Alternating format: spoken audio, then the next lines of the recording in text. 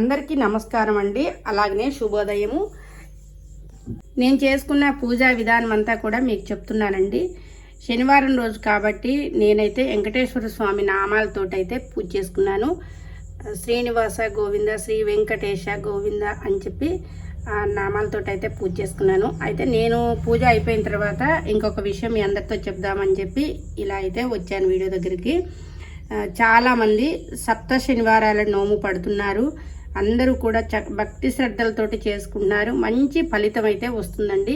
మీరందరూ కూడా మనసులో సంకల్పం మంచిగా పెట్టుకొని మీకు ఏ కోరిక ఉందో కోరుకొని చక్కగా శనివారాల నోము అయితే స్టార్ట్ చేసేసుకోండి. ఆ భగవంతుడైతే ఖచ్చితంగా మీ కోరికను నెరవేరుస్తాడు.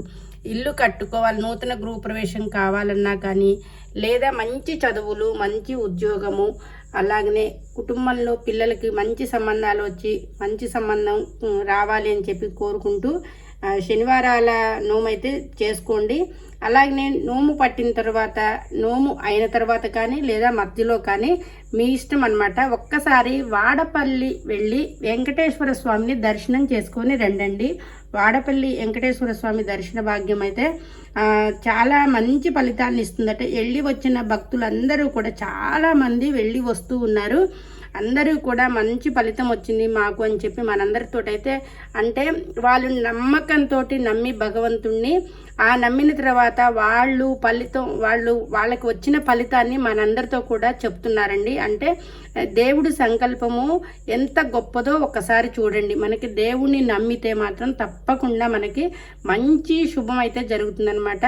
అది నమ్మే విధానం ఎలా ఉండాలి అని అంటే, మనకి భగవంతుడి మీద గట్టి నమ్మకం అనేది ఉండాలి. అంతేకాని పూజ చేస్తున్నాము ఫలితం ఉంటుందో ఉండదో అని అనుమానంతో అస్సలు మొదలు పెట్టొద్దండి.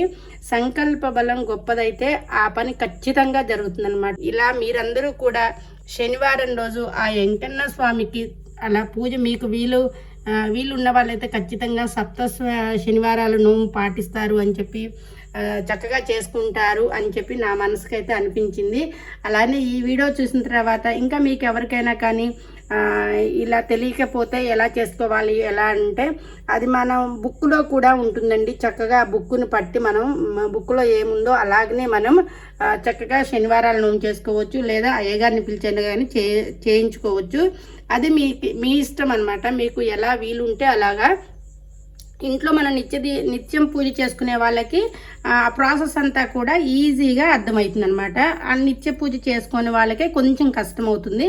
అప్పుడు అయ్యగారిని అప్రోచ్ అవ్వండి. చక్కగా ఆ పూజా విధానం అంతా చేసుకొని మంచిగా మీ అందరూ కూడా సుఖంగా సంతోషంగా ఉండాలని చెప్పి నేనైతే మంచిగా కోరుకుంటున్నాను. ఇదండి నాకు తోచిన విషయాన్ని మీ అందరితోటి చెప్పాలి అని చెప్పి ఈ చిన్న విషయాన్ని అయితే మీ అందరితోటి చెప్తున్నాను. ఇందులో ఇంకేదన్నా నాకు తెలియకుండా నేను పొరపాటుగా ఏదైనా మాట్లాడితే మళ్ళీ మీరు తెలుసుకోండి. ఈ పూజా విధానం గురించి తెలుసుకొని చక్కగా అయితే పూజ చేసుకోండి. ఎంతో మంది అనమాట శనివారం నోములు పట్టిన తర్వాత మాకు శుభం జరిగిందండి, మా ఇంట్లో ఇది జరిగిందండి, అది జరిగిందని చెప్పి నాతో కూడా ఎంతో మంది చెప్పారండి. అందుకోసం మీ అందరూ కూడా చక్కగా పూజ చేసుకుంటారు అని చెప్పి నేను ఆశిస్తున్నాను. అలాగనే నేను కూడా మా ఇంట్లో కూడా మొదలు పెట్టుకోవాలండి. అయితే సమయం చూసుకొని మొదలు పెట్టుకుంటాము. సరే కదా, ఈరోజు మాత్రం ఇట్లా శనివారం అంటే ఒక్కొక్క రోజు ఒక్కొక్క దేవుడికి అన్ని దేవుళ్ళకి ఒకే రోజు మనం అన్ని చదువుకోవడానికి భర్జన అవుతుంది అనమాట. అంటే ఒక్కొక్కసారి టైం ఉండదు. అందువల్ల నేనేం చేస్తాను అని అంటే, ఏ రోజు ఏ దేవుడికి ప్రీతి అయిన రోజో ఆ రోజు ఆ దేవుడికి సంబంధించిన విషయాలు కానీ, ఆ దేవుడికి సంబంధించిన అష్టోత్తరాలు కానీ అలా చదువుకుంటూ ఉంటానన్నమాట. అందుకోసమే అన్ని గంటలు అయితే దేవుడి దగ్గర కూర్చోనండి. ఏ రోజు ఏ స్వామికి ఇష్టమో అదే రోజు అదే పూజ చేసుకుంటూ ఇలా నేనైతే దేవుడి దగ్గర అయితే కొంచెం సేపు అయితే కేటాయిస్తానండి. ఒక హాఫ్ అన్ అవర్ నుంచి 1 అవర్ లోపు అయితే ఖచ్చితంగా దేవుడి దగ్గర అయితే కూర్చుంటాను. ఇంకా ఇదండి, పెద్ద నోములు పట్టినప్పుడు అదే చెప్తున్నా కదా, కొంచెం మనకి టైం ఉండాలి, ఇంట్లో కూడా చేసి పెట్టే వాళ్ళు ఉండాలి. అలాగనే నైవేద్యాలు కూడా ఉంటాయి. నైవేద్యాలు కూడా చక్కగా ప్రిపేర్ చేసుకొని ఆ వెంకటేశ్వర పాత్రలు అవుతారని చెప్పి మనస్ఫూర్తిగా నేనైతే కోరుకుంటున్నాను. ఈ వీడియో అందరికీ నచ్చాలని చెప్పి మనస్ఫూర్తిగా కోరుకుంటున్నాను. Thank you. ఇంతవరకు ఓపికగా మా వీడియోని చూసిన మీ అందరికీ కూడా మరొక్కసారి ధన్యవాదాలు.